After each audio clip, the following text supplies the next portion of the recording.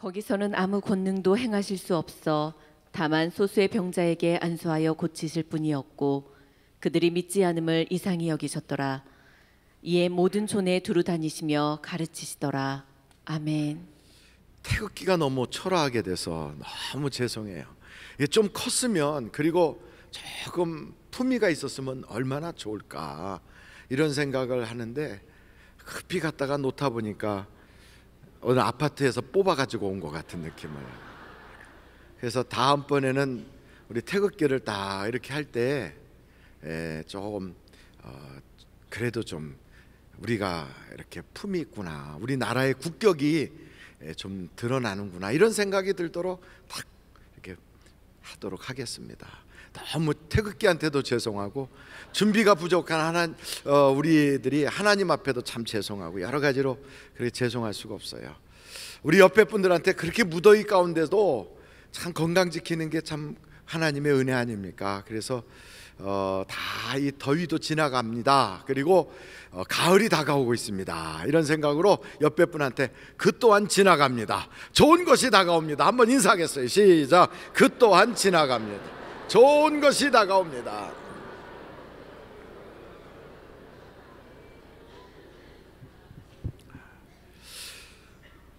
오늘 말씀은 마가복음에 나오는 6장의 말씀이에요. 예수님께서 고향을 찾아가셨어요. 근데 성경을 보면 예수님이 고향을 찾아간 기록이 마태복음, 마가복음, 누가복음에 등장하는데 그 내용이 보니까 두 가지예요. 그래서 성경에 기록된 것은 예수님이 두 번 고향에 찾아가셨다, 이렇게 우리가 생각할 수가 있겠어요. 근데 예수님이 고향에 찾아가셨는데 고향 분들의 반응은 전혀 아주 예수님에 대하여 그냥 냉정하다 못해 배척을 하고, 두 번째 가셨을 때는 낭떠러지에서 밀어 떨어뜨려 죽이려고까지 했어요. 아니, 예수님을 어떻게 그럴 수가 있을까? 만약에 여러분 동네에서 올림픽에서 금메달 딴 선수가 나왔다, 그러면 여러분 어떻게 할까요? 그 선수가 이제 다 공항에 도착해서 고향에 오게 되면 밖에다가 써붙이겠죠. 경축 김아무개 올림픽 금메달. 그러고 금이 환영해가지고 동네 사람들이 나서 딱 박수치고 막 난리가 나겠죠. 그런데 예수님은 금메달하고 비교할 수 없는 하나님의 아들이신데, 그리고 그분이 가는 곳곳마다 병자가 고침받고 귀신이 떠나가고 구원의 역사가 나타나는데, 아니 그분이 글쎄 그 나사렛이라고 하는 시골 촌동네, 기껏해야 100가구도 안 되는 그런 시골의 마을에서 그런 인물이 나왔다 그러면 축 정도가 아니라 막 동네가 꽹가리 징치쳐가면서 그냥 얼쑤 좋네, 잔치 났네, 우리 동네 인물 났네, 이래야 되는데, 아니 그게 아니에요. 예수님 오셨는데 사람들이 막 배척하는 거예요. 그러니까 왜 이렇게 주님을 배척했는가 보니까 한마디로 말해서 예수님이 별 볼 일 없어서 그런 거예요. 예수님 별 볼 일 없어요. 왜 별 볼 일 없느냐? 오늘 성경에 보니까 목수야, 목수야, 목수. 예수님 직업이 뭐라고요? 목수. 근데 우리는 그냥 목수 그러니까 나무를 이렇게 만들어 갖고 가구도 만들고, 또 집 질 때 이렇게 창문 틀이라든지 어떤 문 같은 거 만들고 이러는 목수로 생각하지만 그게 아니에요. 이 목수라고 하지만 사실은 모든 걸 다 하는 거예요. 땜쟁이도 하고 미쟁이도 하고 목수도 하고 막 다 하는 거예요. 하여간 일이라고 하는 건 막 하는 거예요. 그런 사람들을 우리는 뭐라고 불러요? 인부, 잡부 뭐 이래요. 일용 근로자 뭐 이래요. 그러니까 말이 좋아서 목수지, 그냥 한마디로 말해서 그냥 김씨예요. 어이 김씨, 이렇게 부르는 거예요. 예수님이 당시에 상류 사회에 사는 사람들은 다 학교 다니면서 랍비를 통해서 정상적인 교육을 받아요. 그런데 하층민들은 교육비가 워낙에 비싸서 갈 수가 없어요. 그러니까 자기 부모의 일하는 데 같이 이렇게 쫓아다니면서 어깨너머로 그 일을 배워가지고 부모가 하던 일을 그냥 한다고요. 그런데 예수님은 그 동네에서 아버지가 일찍 세상을 떠나셨어요. 그러니까 나이가 30이 되도록 계속해서 아버지 하시던 일을 해가면서 동네 사람들 사이에서 예수 이리 와 그러면 예 하고 달려가서 일해주는 그런 일꾼이에요. 일꾼. 그러니까 기껏해야 100가구 정도 되는 조그만 마을에서 여기저기서 부르는 대로 가서 모든 일을 그냥 다 하는 거예요. 맥가이버처럼 막 일하는 거죠. 집 수리해달라 수리해주고, 가구 고쳐달라 가구해주고, 지붕 뜯어진 거 해달라 그러면 지붕도 해주고, 뭐 여기에 이렇게 하수구가 막혔던 그것도 다 뚫어주고, 다 하는 거예요. 그런 일을. 그러니까 예수님에 대한 동네 사람들의 생각은 그냥 우리 집에서 막 불러갖고 쓰는 그런 일꾼이단 말이죠. 그리고 학교 문 앞에도 못 갔어요. 그런데 오늘 성경을 딱 보니까 예수님을 뭐라고 표현하고 있냐면, 여러분 마가복음 6장에 이렇게 3절에 표현되고 있어요. 여러분 한번 같이 3절을 읽어보실까요? 다 같이 읽겠습니다. 시작. 이 사람이 마리아의 아들 목수가 아니냐, 야고보와 요셉과 유다와 시몬의 형제가 아니냐, 그 누이들이 우리와 함께 여기 있지 아니하냐 하고 예수를 배척한지라. 이스라엘 사람들은 누구 아무개 사람을 부를 때 그 사람 동네 이름을 붙이든지, 그래서 나사렛 예수 이렇게 하든지, 아리마대 요셉 이렇게 부르든지, 아니면 그 아버지의 이름을 불러요. 그래서 누구누구의 아들 그러면 바요나 시몬의, 그 바요나의 아들, 그러니까 요나의 아들 시몬, 그 베드로를 부를 때 그렇게 불렀어요. 그러니까 거지도 부를 때 바디메오 그러면 디메오의 아들 저 거지 이렇게 부른 거예요. 그러니까 아버지 이름을 불러준다고요. 아버지 누구누구의 아무개의 아들이다 이렇게 불러요. 근데 예수님은 요셉의 아들이라고 그러지 않고 마리아의 아들이다. 그 말은 애비도 없다 이 뜻이에요. 그리고 그 아버지를 통해서 나지도 않은 사생아다. 우리나라 말로는 심한 욕이 있어요. 뭐라 그래요? 그런 아이를. 우리는 그런 말을 입에 담지 않잖아요. 그래서 아무도 담지 않기 때문에 제가 그거를 이렇게 사전을 찾아보니까 그걸 그냥 제 말이 아니고 사전에 나오는 대로 이야기할게요. 호로자식이에요. 호로자식. 그걸 또 다른 말로 말하면 후레자식 이렇게 불러요. 이렇게 지금 예수님을 칭하는 거예요. 마리아의 아들, 이 말은 후레자식, 근본 없는 놈, 애비 없는 사람 이렇게 부르는 거예요. 그러면서 예수님을 불렀다고요. 그리고 그 동생들 다 우리하고 같이 여기 있지, 별볼 없는 집안이야, 그 집 숟가락도 다 알아, 이렇게 말하는 예수님. 인생이 참 힘들고 고달프지 않았겠어요? 왜 예수님이 30대쯤 돼가지고 그때부터 공생애를 시작했는가 하면, 어머니와 자기 동생들을 먹여 살릴 사람이 없어서 동생들이 어느 정도 성장할 때까지 아버지 역할은 소년가장이에요. 그래서 나이가 30대쯤 됐을 때 예수님의 그 모습이 50대 사람으로 보였어요. 50대. 여러분 나이 들어 보이는 게 좋아요 나빠요? 애들한테 물어보면 좋대요. 근데 나이 드신 분들한테는 나이 들어 보이는 게 좋아요 나빠요? 그럼 뭐라고 그래요? 옆에 분들한테 나이 들어 보이세요? 한번 인사해봐요. 욕이냐고 그러지. 욕이냐고. 나이 들어 보이시네요. 아이고, 그게 뭐냐면 우리나라 옛날 말로 노숙하세요 금. 아, 이거 노숙해 보여요. 나이 들어 보인다는 거예요. 그게 안 좋은 얘기란 말이죠. 예수님이 얼마나 고생이 많았으면 30대 사람이 50대처럼 보였겠어요. 그런 예수님, 그 모습이 성경에도 나와 있어요. 여러분 이사야서 53장 2절 3절을 한번 찾아보세요. 2절 3절. 이사야서 53장 2절 한번 앞에 있으니까 한번 자막을 보면서 같이 읽도록 하겠어요. 시작. 그는 주 앞에서 자라나기를 연한 순 같고 마른 땅에서 나온 뿌리 같아서 고운 모양도 없고 풍채도 없은즉 우리가 보기에 흠모할 만한 아름다운 것이 없도다.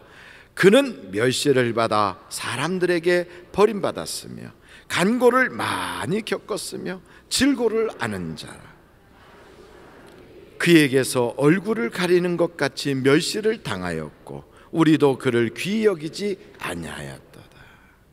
예수님을 탁 볼 때 동네 사람들이 아이고 참 아무개집에 그 있잖아 그 애비도 아니고 이상하게 돼갖고 났다는 그 사람, 그런 얘기예요. 그런 예수. 그러니까 사람들이 다 무시하는 거예요. 다 무시해요.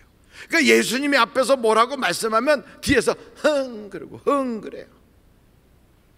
이래가지고 이 나사렛이라고 하는 그 시골 동네에서조차 밖에 나가면 야 나사렛에서 뭐 선한 게 나와?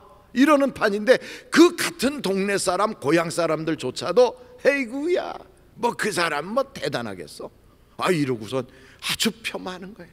그의 모든 것을 디스카운트 해버리는 거예요. 그러니 예수님이 아무리 좋은 말씀을 해도 하찮게 여기니까 마음에 들어오진 않는 거예요. 전에 제가 말씀을 드렸지만 믿음이라는 건 뭐냐면 믿음은 하나님의 전능하신 힘을 끌어오는 능력이 있어요. 믿어야 역사가 나타나거든요. 그러니까 마른 땅 같아도 나무가 탁 바뀌어서 그 나무에서부터 실뿌리 같은 것이 저 깊은 그 물 근원으로 파고 들어가서 거기에 실뿌리 같은 것만 딱 들어가도요, 아무리 가뭄이 들어와도 아무리 사막 기후 속에서도 그 물의 뿌리만 받고 있으면 나무가 살아요. 도리어 더 잘 살아요. 햇볕은 쨍쨍 내리치고 물은 쫙쫙 빨려오니까 훨씬 더 잘 살 수 있어요. 그것처럼 믿음이 있으면 아무리 환경이 어렵고 세상이 정말 극난하게 바뀌고 있어도요, 하나님에게, 전능하신 하나님에게 뿌리를 쫙 내리고 있기 때문에 그 인생이 복 있는 인생이 되는 거지요. 저는 여러분들이 그런 믿음의 사람이 되길 간절히 바라요. 그런데 오늘 여기 있는 사람들은요, 예수님의 겉모습만 턱 보고서 에이구 뭐 이렇게 보는 거예요. 그런데 한번 생각해 보세요. 여러분, 그 예수님이 하시는 하나하나 일을 보면 그 일이 그냥 이루어져요? 소문은 들었을 거 아니에요. 소문은 예수님이 안진뱅이를 일으켰다, 예수님이 소경의 눈을 띄었다, 예수님이 물고기 2마리 보리떡 5개 가지고 5,000명을 먹였다. 소문은 들었을 거 아니에요. 그러면 이 사람들이 그 예수님을 딱 볼 때 우리가 잘 아는 예수, 집안 별 볼 일 없고 배운 적 없고 그를 통하여는 어떤 것도 기대할 수 없는데, 아니 어떻게 저 사람이 저런 역사가 나타날까? 그렇다면 이거는 사람의 역사가 아니라 그 속에서 하시는 하나님의 능력이구나, 이걸 생각할 수 있잖아요. 얼마든지 생각만 바꾸면 믿을 수 있는 기회가 주어지는데, 아니 이걸 못 믿는 거예요. 왜요? 너무 생각이 고착화되고 마음속에서 그 사람을 내려버리고 싶은 마음이 있어서. 우리 주변에 누가 좀 괜찮아지면 우리는 걔 학교 다닐 때 뭐 어쩌고 저쩌고, 그 우리 동네 사는데 그 사람이 낮아지면 내가 높아집니까? 근데 안 그러거든요. 근데 사람들은 사촌이 땅을 사면 어떻게 돼요? 배가 아프면 안 되지요. 우리 집안 식구나 아는 사람이 좋은 일이 생기면 속상해할 게 아니라 박수치고 좋아해야 돼. 박수치고 할렐루야. 일단 집안에 좋은 사람이 탁 나오면 내가 우리 집안에 아무 게 있다, 이것만 해도 괜찮잖아요. 그리고 일단 그 사람이 성공하면 나한테 돈 꾸러는 안 올 거 아니에요. 얼마나 좋아. 그리고 내가 또 급할 땐 그 사람한테 그래도 가서 도와달라고 부탁할 길이라도 생기니 좋잖아요.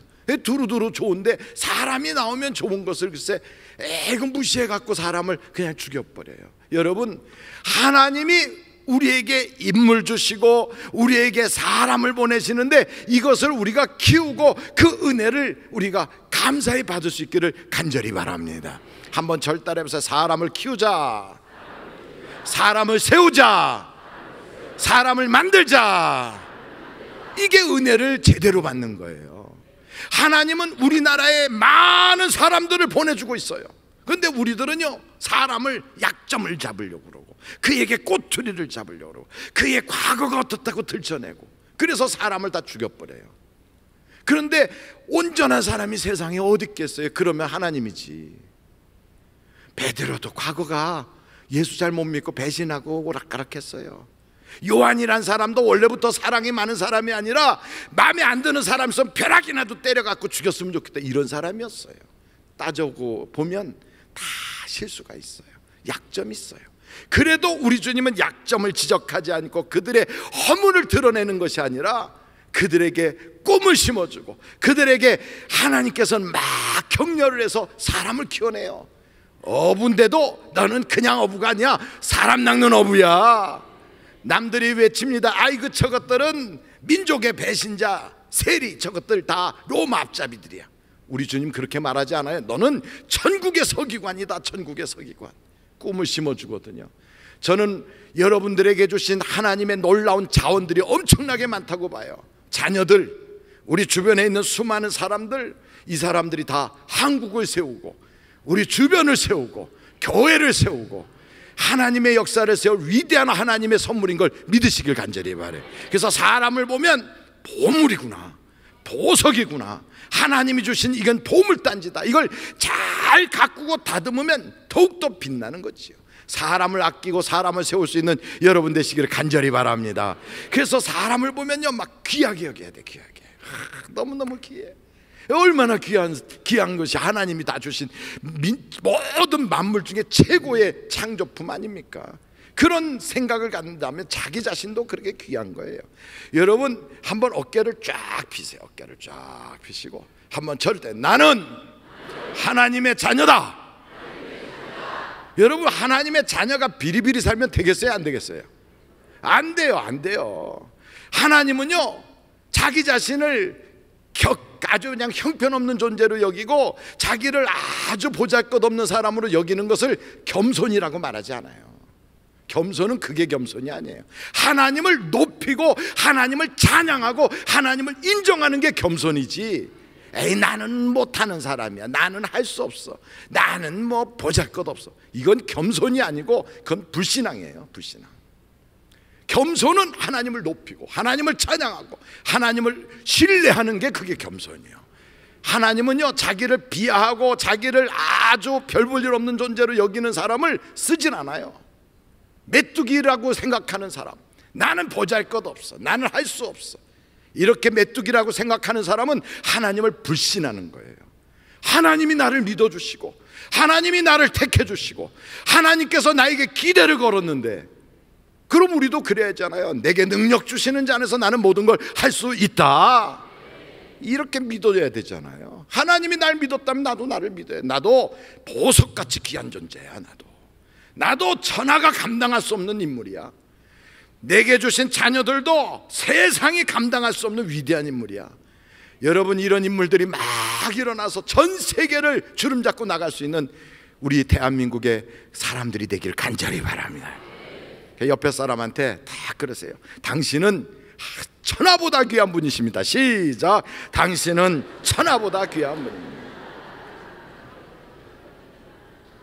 절대로 낭비하지 마세요. 제일 아까운 게 사람을 낭비하는 거예요. 사람을. 왜 그렇게 귀한 사람을 낭비합니까? 그의 인생을 통하여 얼마나 위대한 일들이 일어날 텐데. 우리 동네에서 막 뛰어다니는 조그만 꼬마들 보면 왜 그들을 애들을 저리 가라, 아니에요. 6.25 때는 유교 사상을 가지고 있는 사람들은 어른들이 다 하고 애들은 보잘것없다고 생각하지만 절대로 그렇지 않아요. 그 아이들 속에서 노벨상자가 나올 것이고 그 아이들 속에서 대한민국을 통일시킬 위대한 인물들이 나올 것이고 그 아이들 속에서 세계 복음화를 이룩할 수 있는 하나님의 거룩한 그릇들이 막 쏟아져 나올 거예요. 그래서 우리는 그 사람들을 볼 때 하나님이 복 주신 사람들이다, 하나님이 우리나라에게 주신 선물이다, 이렇게 알아야 돼요. 그래서 우리는요 세상을 살면서도 나도 귀한 존재지만 남도 귀한 존재야. 그래서 서로 배려해야 돼요. 욕하고 무시하고 그렇게 해서는 안 돼요. 사람을 아낄 수 있는 여러분들이 되시기를 간절히 바랍니다. 한번 절대 사람을 아끼자. 여기 동네 사람들은요 자기 동네에서 이런 인물이 나왔어. 그러면 어떻게 해야 돼요? 잔치를 벌여야 되잖아요. 잔치를. 그런데 그 보잘것없는 집안에서 형편없는 사람이 뭐 된다고 저러고 다녀, 이게 아니거든요. 키워줘야죠. 그리고 잔치를 벌여야지요. 저는 우리 교회 성도들을 보면요 얼마나 그렇게 아름다운지 몰라요. 남의 단점만 보는 인생은 자기가 열등의식이 있어서 그래요. 다른 사람의 장점만 보는 사람은 하나님의 심장을 가지고 있어서 그래요. 그러니까 예수님은 절대로 사람들의 단점을 보지 않아요. 예수님의 말씀을 가만히 성경을 살펴보면 남의 허물, 남의 단점, 남의 약점을 보지 않아요. 심지어는 현장에서 가늠하다 잡혀온 여자를 보면서도 나도 너를 정죄하지 않겠다 그래요. 남편이 다섯 있던 여자를 보면서도 뭐라고 막 비난하지 않아요. 그 여자를 통하여 하나님이 하신 일이 있다고 보는 거예요. 여러분, 우리 주님은 사람에게 가능성을 보고 사람에게 비전을 심어주고 사람에게 꿈을 심어준단 말이에요. 저는 여러분들의 가정에서도 그리 되기를 간절히 바라요. 그냥 잔소리가 아니고 그냥 막 바가지 긁는 게 아니라 하나님께서 내게 주신 위대한 남편, 하나님께서 내게 주신 세상의 가장 위대한 어머니, 뭐 이러면서 여러분 가족을 사랑하고 가족을 아낀다면 얼마나 귀해요. 여러분, 내 것이 최고로 귀한 걸 아셔야 돼요. 누가 제일 귀하다고요? 내 것이 제일 귀해요. 그래서 내 사람, 내 부모, 내 자녀, 내 배우자, 내 교회, 우리나라, 이게 최고로 귀한 거예요. 그걸 알아야지 되는데 그걸 모르고 남의 것만 큰 줄 알고 뭐 내 거는 보잘것없는 줄 알고, 그게 미련한 거예요. 가장 지혜는 내 것을 귀하게 여겨야 돼요. 저는 어린 시절에 학교를 다닐 때 학교에서는 그런 거 쓰는 거 있어요. 존경하는 인물 쓰는 거. 당신의 인생에 가장 존경하는 사람은 누구냐 이렇게 쓰는 거 있었어요. 여러분 누구 썼어요?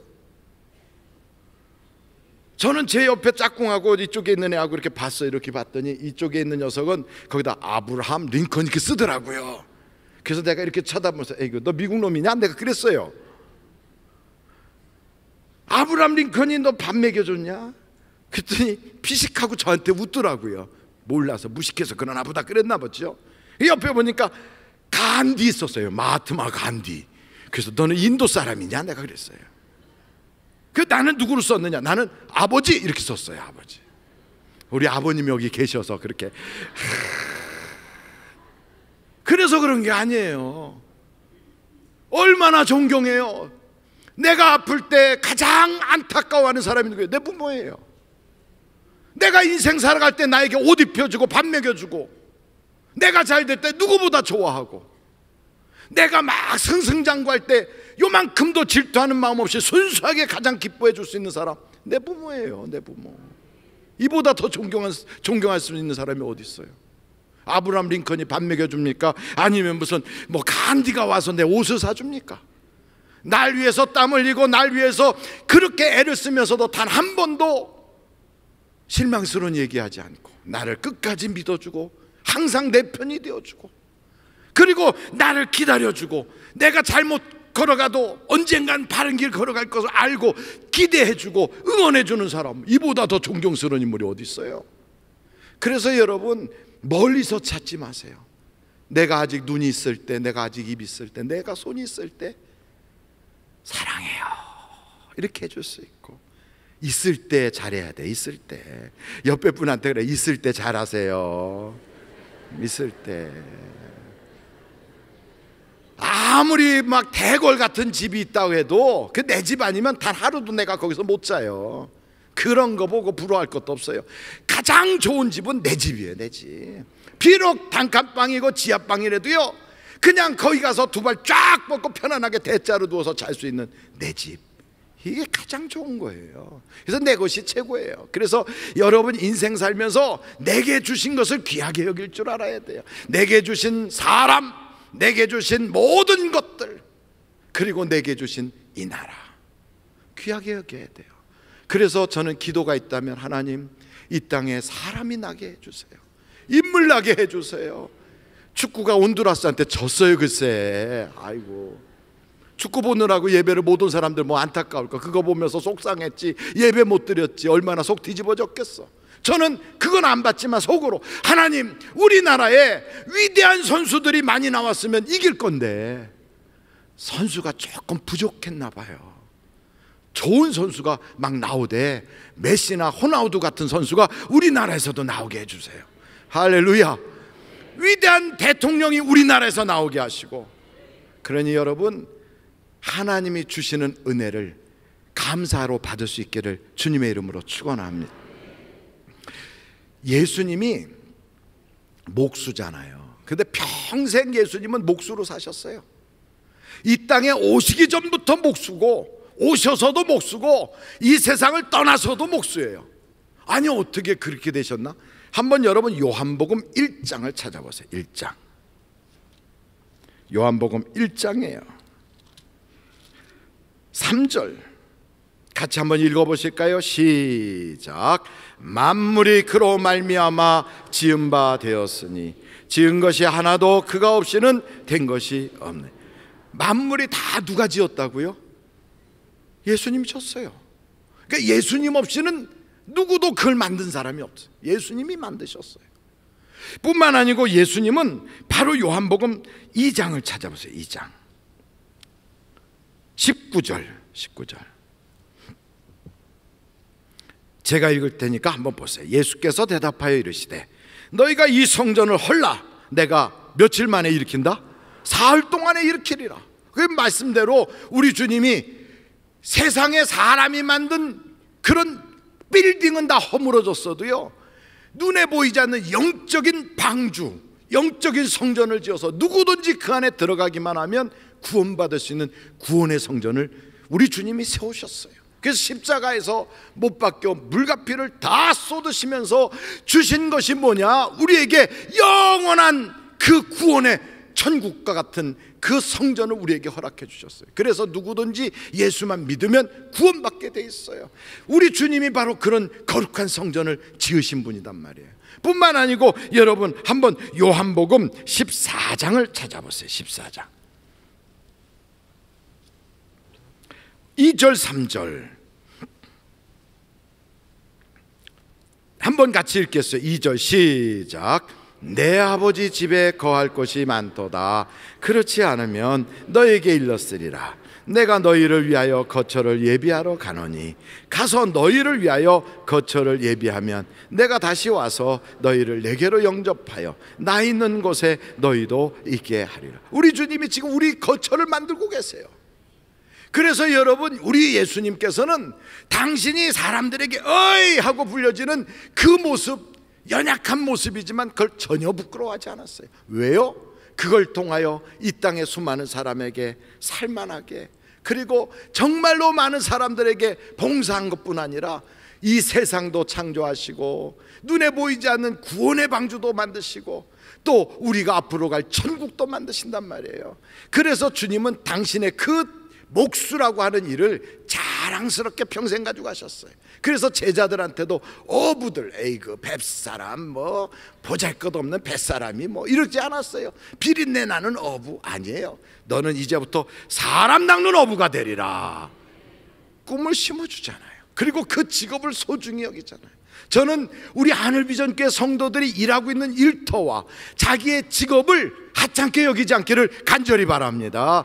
여러분이 일하는 그 일이 저를 따라서요. 내 일은, 내 직업은 거룩한 성직이다. 다시 한번, 내 일은 성직이다. 목사만 성직이 아니에요. 주부가 가정에서 살림하는 거, 그것도 거룩한 일이에요. 학생이 공부하는 것도 거룩한 일이에요. 사업장에 가서 사업하면서 건축하고 또 때로는 도로 포장하고 나아가서 다른 사람들에게 물건 하나씩 팔기 위해서 외판원으로 가방 들고 다니면서 물건 파는 것도 거룩한 일이에요. 얼마든지 하나님은 우리에게 주신 그 직업을 통하여 부끄러워하지 마라. 그것을 하찮은 일로 여기지 마라. 하나님은 넌 그걸 통하여 영광 받기를 원하신다 그러셨어요. 그래서 여러분의 그 일을 귀하게 여기셔야 돼요. 귀하게. 어떤 자매가 네일 아트를 하는 자매인데 그 얘기를 하더라고요. 목사님, 사람들하고 앉아서 제가 손톱을 이렇게 만져주고 그리고 발톱도 소지해 주면서 만지고 그렇게 있잖아요. 그러면 접촉을 하잖아요. 그럼 사람들이 마음을 열어요. 마음을. 그래서 의외로 자기한테 와서 이런저런 얘기, 별 얘기를 다 한대요. 그래서 가정 얘기도 하고 남편 얘기도 하고 뭐 별 얘기를 다 한대요. 그러고 나서는 고맙다고 돌아간대요. 행복해져가지고. 그러니까 그런 얘기들을 자꾸 듣다 보니까 때로는 스트레스도 받긴 받겠죠. 그런데 한편 생각해 보세요. 그렇게 얘기를 하면서 마음을 듣다 보면 그에게 복음을 심어줄 수 있는 놀라운 기회가 된단 말이에요. 그냥 단순히 어부가 아니라 사람을 낚는 어부, 단순히 책상머리에서 펜대 굴리는 그런 직업이 아니라 하늘나라의 서기관, 단순히 다른 사람의 머리를 만지는 것이 아니라 하나님이 주신 거룩한 성직을 통하여 이 사람에게 복음을 심어주는 하나님의 일꾼. 얼마나 멋있어요. 여러분, 저는 여러분들이 자기의 직업을 평생 직업으로, 그리고 뿐만 아니라 하나님 앞에 갔을 때도 그것 때문에 달려갈 길을 달리고 믿음을 지키고 선한 싸움 싸웠다고 칭찬받는 여러분 되시기를 간절히 바랍니다. 그래서 절대 은퇴하지 마세요. 은퇴하지 마세요. 한번 옆에 사람한테 당신 은퇴하지 마세요 한번 인사하세요. 은퇴하지 마세요. 빨리 은퇴하려고 생각하지 마세요. 빨리 은퇴해갖고 쉬어야지 이런 생각하지 마세요. 예수 믿는 사람은 은퇴가 없어요. 은퇴가 언제까지? 주님 앞에 서는 그날까지 계속해서 주의 일을 하는 거예요. 어떻게 하든지 전도하는 일, 선교하는 일. 물론 세상 직장에서는 직장을 은퇴하고 그만둘 수 있죠. 그러나 하나님 나라의 거룩한 직업은 은퇴가 없어요. 은퇴가 주님 만나는 그날까지 우리의 달려갈 길을 달려가는 거예요. 저는 여러분들이 그렇게 정말로 하나님이 주신 그 직업을 귀하게 여길 수 있기를 간절히 바랍니다. 이걸 하찮게 여기는 사람, 그 사람이 바로 하나님의 은혜를 헛되이 받는 거예요. 사람을 하찮게 여기는 사람도 은혜를 헛되이 받는 거고, 내게 주신 일을 하찮게 여기는 사람도 그걸 헛되이 받는 거예요. 마지막으로 저는 이 말씀을 보면서 예수님께서는 그 동네에 2번이나 찾아갔어요. 동네 얼마나 바쁘신 분인데, 여러분, 예수님은요 눈꽃 들 새가 없었어요. 식사할 겨를도 없었어요. 너무너무 피곤해서 배를 타도요 그 고물에다가 베개를 베고 주무시는데 물이 들어와서 온몸을 적셔도 모를 만큼 그렇게 피곤하게 사셨어요. 그렇게 바쁘신 분이 자기 고향이라고 2번씩이나 갔어요. 그렇다고 고향 사람들이 환영을 했느냐? 그렇지도 않아요. 왜 2번이나 갔어요? 왜 그랬을까? 안타까워서 그래. 안타까워서. 너무너무 안타까워가지고 어떻게 하면 내 고향 사람들 구원할까? 어떻게 하면 이 사람들이 믿음을 가질까? 어떻게 하면 이 사람들이 하나님의 그 사랑을 거절하지 않고 받을까? 그래서 주님이 안타까운 심정 가지고 고향을 가셨어요. 예수님은 고향만 이렇게 사랑한 게 아니고 육신을 가지고 있는 이 땅에서는요 이스라엘도 사랑하셨어요. 자기 나라도. 그래서 예루살렘 성을 보면서 우셨어요. 왜? 우리 주님 다 아시잖아요. 멸망할 걸 생각하고 앞으로 예루살렘 성이 완전히 무너질 걸 생각하면서 그것 때문에 우셨어요. 성경에 예수님이 우셨다고 하는 것은 2번 등장하는데, 죽은 나사로를 보시고 우셨고 예루살렘 성을 보고 우셨어요. 저는 이 성경을 보면서요, 모세도 자기 민족을 얼마나 사랑했냐면, 하나님 내 민족을 하나님이 버리신다고 하면 차라리 나를 생명책에서 내 이름 빼버리시고 내 민족을 구원해 주세요. 그만큼 자기는 지옥 가도 좋대. 우리 민족만 구원하면 하나님이 지옥을 나를 보내도 민족을 구원해 달라고 모세가 그랬어요. 사도 바울도 그렇게 민족을 사랑하는데, 내가 이방 사람들에게 복음을 전하는 것은 내 민족을 버린 것이 아니라 이걸 통하여 우리 민족이 시기심이 생겨서라도 하나님 믿고 구원받게 하려고, 그래서 그렇게 했다는 거예요. 여러분, 예수 믿는 사람은 나라를 사랑해야 돼요. 예수 믿는 사람은 나라가 2개예요. 우리의 조국 대한민국이 있는가 하면 내가 앞으로 갈 하늘나라가 나의 나라란 말이죠. 우리에게는 2개의 조국이 있어요. 그래서 예수 믿는 사람들은 애국자가 안 될 수가 없어요. 우리나라에 독립운동을 했던 김구 집사님이세요. 이승만 장로님이세요. 조만식 장로님이세요. 애국지사들은 거의가 다 크리스찬이에요. 그 당시에는 크리스찬 인구가 전 국민의 1%도 안 될 때 33인 민족의 지도자라고 하는 사람 중에 15명, 16명이 크리스찬이 들어갔어요. 그런 것 보면 예수 믿는 사람이 나라를 사랑하지 않으면 그거는 잘못된 거예요. 저는 여러분들이 나라 사랑하는 여러분들이 되시기를 간절히 바랍니다. 나라가 없으면요, 가족도 다 뺏기고요, 우리가 가지고 있는 모든 것들이 다 남의 것이 되는 거예요. 지금 우리가 자유대 안에서 이렇게 사니까 정말 무슨 연휴라고 놀러도 갈 수 있고, 내 나라에서 자유롭게 우리나라 말로 이렇게 예배도 드릴 수 있지. 나라 뺏기면 성도 뺏겨요. 그러면 저 같은 사람은 이름이 오기무라 이렇게 부를지도 몰라요. 잘못하면 낙가무라상이 될 수도 있어요. 이름도 뺏겨요. 언어도 뺏겨요. 그러고 나서는 우리는요, 우리나라 역사를 다 잃어버린 그런 부끄러운 민족이 되는 거예요.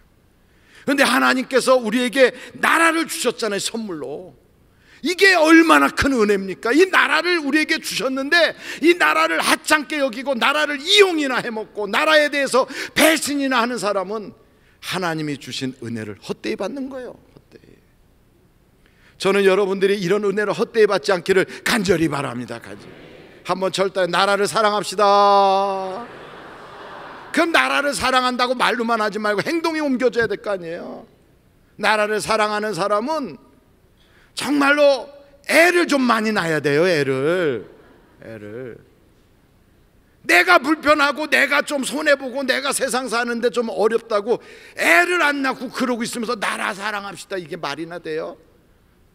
애를 낳고 싶은데 못 낳는 건 할 수 없지만 낳을 수 있는데 안 낳는 건 죄요.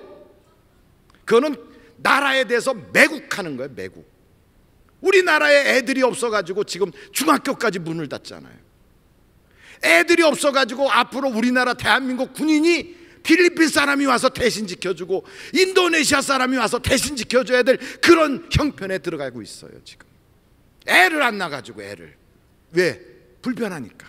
돈 많이 든다고, 교육비가 비싸고. 목사님 책임질 거예요. 옛날에는 그보다 못 살았어도 하나님이 다 책임져 주셨어요. 하나님이. 대책 없는 소리 하지 말라고, 믿음 없는 소리 하지 마세요. 하나님이 키워주신다고요. 할렐루야. 옆에 사람한테 그러세요. 애를 많이 납시다. 시작. 애를 많이 납시다. 애를. 그래서 애를 한 명밖에 낳지 않는 사람은 민족의 배신자요. 애를 하나도 안 낳은 사람은 매국노요. 애를 2명 낳은 사람은 그저 그런 사람이고, 애 3 이상 낳은 사람은 애국자예요. 애국자. 저는 여러분들이 다 애국자 되시기를 간절히 바랍니다. 간절히. 왜 웃어요? 비웃지 마세요. 애를 많이 낳아야 돼요. 두 번째는요, 저는 여러분들이 좀 환경을 좀 사랑했으면 좋겠어요. 우리나라 이 금수강산, 하나님이 주신 좋은 동산, 이거 아껴야 되잖아요. 저는 운전하고 가다 보니까 어떤 사람이 창문을 열어놓고 밖에 담배를 탁 피더라고요. 담배 피는 거야 뭐 자기가 자기 돈 주고 담배 사가지고 세금 내가면서 피는 거 뭐라고 그러겠어요? 근데 피다가 그새 꽁초를 밖에다 딱 던지는 거예요. 아니 이거 얼마나 이 나라 땅을 위해서 옛날 그 6.25 사변 때 그 한치를 지키려고 피 흘린 우리의 선조들이 있는데, 그 사람이 그 땅 한 걸음을 위해서 거기서 천사했을지 어떻게 알아? 거기다 도로 포장하면서 거기서 사고 나서 만약에 우리 삼촌 되는 사람이 거기서 쓰러졌다면 거기다 담배꽁초 버릴 수 있겠어요? 딱 버리더라고. 그래서 제가 차를 타고 가면서 누군가 어떤 인물이 도대체 밖에다 저렇게 양심 없이 담배꽁초 버리나 하고 싹 지나가면서 이렇게 쳐다봤더니 글쎄 앞에 십자가가 걸려 있어. 글쎄 기가 막혀요. 예수 믿는 사람은요, 하나님이 주신 이 자연을 사랑하고 아껴야 돼요. 그래서 놀러 갔으면 다 싸가지고 오세요. 분리수거 하세요. 그리고 깨끗하게 이 땅을 잘 보존해야 우리 자녀들에게 줄 거 아니에요. 우리 자녀들에게. 그게 애국하는 거예요. 그냥 저기 주차장 잘 만들어가지고 그래갖고 그 저기 배수 펌프장에다 주차할 수 있게 해줬는데 거기다 차 주차하고선 갈 때는 왜 재터리를 거기다 다 던어놓고 가냐고. 거기다가 물론 우리 교회는 아니겠지요. 아주 소복하게 싸놨더라고. 나라 사랑해야 돼요. 환경 사랑해야 돼요. 비 오는 날 일부러 갔다가 막 오물 갖다 버리고, 깜깜한 밤중에만 일부러 막 태워가지고 온통 오염으로 그냥. 저는요 중국에서만 날라오는 줄 알았어요. 그랬더니 그게 아니래요. 이 중금속이 섞여 있고 황사 현상에 속해 있는 그 모든 안 좋은 것들이 대한민국 사람들의 폐 속에 들어가는 그 공기에 많은 그 금속, 중금속들이요 한국 땅에서부터 시작된 거예요. 한국 땅에서. 우리가 아껴야 돼요. 이게 나라 사랑하는 거예요. 세 번째는요, 부정부패하는 사람들 있으면 그냥 고발해 버리세요. 친척이든 누구든. 나라를 망하게 하는 것은 바로 이 부패한 거예요. 부패. 너무 무겁게 얼굴 찡그리지 마시고 옆에 사람한테 부정부패하는 사람 있으면 다 고발합시다. 시작. 부정부패하는 사람 있으면 다 고발합시다. 또 이렇게 말해보겠어요. 주지도 말고 받지도 맙시다. 시작. 주지도 말고 받지도 맙시다. 여러분 세계 역사를 보세요. 세계 역사를 보면 돈이 없어 망한 나라는 없어요. 자원이 안 좋아서 망한 나라도 없어요. 근데 부패하면 망해요. 부패하면. 대한민국을 하나님이 우리에게 선물로 주셨어요. 일본에 총살이 하던 데에서 뽑아가지고. 우리가 뺏은 게 아니고요, 미국이 히로시마하고 나가사키에 원자탄 터뜨리는 바람에 미국의 젊은이들이 피 흘려갖고 그걸 쟁취해갖고 우리나라가 이렇게 해방됐어요. 하나님이 선물로 주셨어요. 그런 나라에 어떻게 여기서 나만 배불리겠다고, 내 가족만 잘 살겠다고 거기서 뒷돈 받냐고. 이완용이보다 나쁜 놈이지.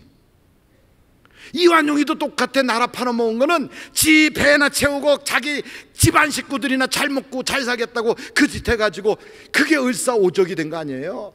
똑같아요. 대한민국 땅에 살면서 부정부패하는 거 완전히 매국노요. 이완용이보다 더 못된 사람이에요. 아이고 왜 이렇게 막 오늘 험하게 나갈까?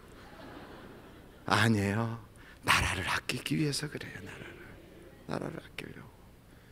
네 번째는 우리 정직합시다. 옆에 분들한테 그래, 우리 정직합시다. 시작. 정직합시다. 정직합시다. 정직해야 돼요.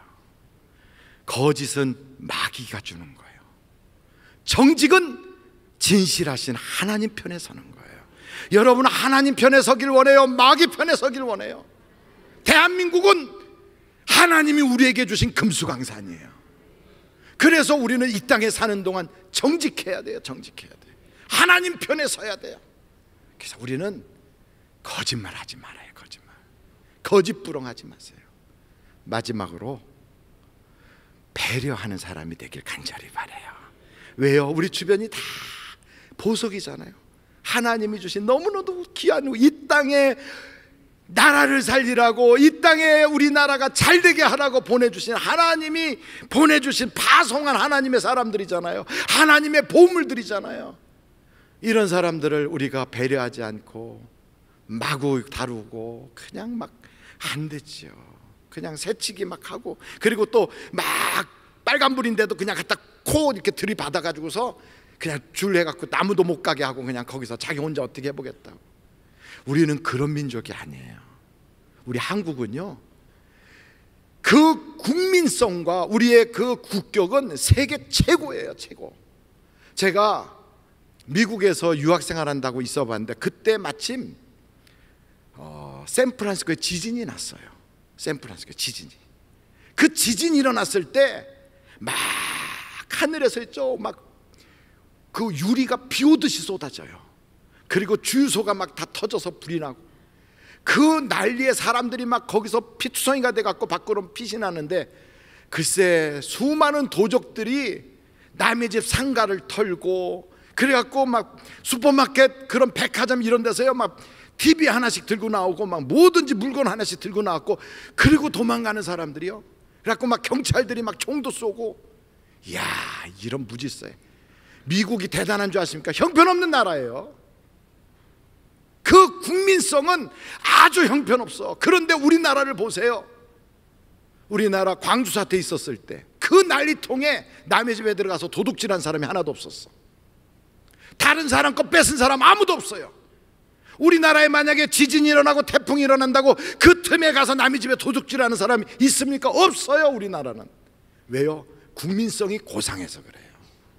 우리는 굉장한 민족이에요. 하나님이 복 줄 수밖에 없는 그런 국민성을 가지고 있어요. 그런 사람들이 왜 새치기 하냐고. 그런 국민들이 왜 질서를 못 지키냐고. 남을 배려하지 못하고. 그것은요, 깨닫지 못해서 그래요. 내가 어떤 존재인지를 몰라서. 우리는 굉장한 사람들이라는 걸 여러분 믿으시기를 간절히 바라요. 우리는 최소한 하나님의 자녀란 말이죠. 세상을 지도하고 이 세상을 이끌어 나갈 인물이 바로 우리예요. 여러분, 그래서 우리에게 준 이 기회를 낭비하지 않기를 간절히 바라요. 하나님이 주신 이 은혜, 예수님이 동네에 거기서 출생하시고 예수님이 우리 마을 사람이라면 얼마나 춤추고 노래하고 좋을 일이에요. 우리에게는요, 그만한 놀라운 인물이 계속 나올 수 있도록 사람을 귀하게 여기고, 그리고 어떻게 하든지 남을 배려할 줄 알고 나라를 사랑하고 하나님이 주신 은혜를 귀히 여길 수 있는 여러분들이 되셔서 우리 대한민국 살기 좋은 나라, 하나님이 기뻐하는 나라, 수많은 선교사를 파송할 수 있는 위대한 나라가 되게 여러분들이 함께 다 같이 미래를 향하여 나아갈 수 있기를 간절히 바랍니다. 그래서 우리가 찬송가를 한번 부를 텐데, 이런 찬송가 한번 부르면 좋겠어요. 우리 교회 장로님이신데 지휘하셨던 김한준 장로님이 내가 지금 사는 것 주님의 크신 은혜요, 주를 믿게 된 것은 더욱 크신 은혜라. 우리가 이런 은혜를 헛되이 낭비하지 않기를 간절히 바랍니다. 한번 같이 찬양하시겠습니다.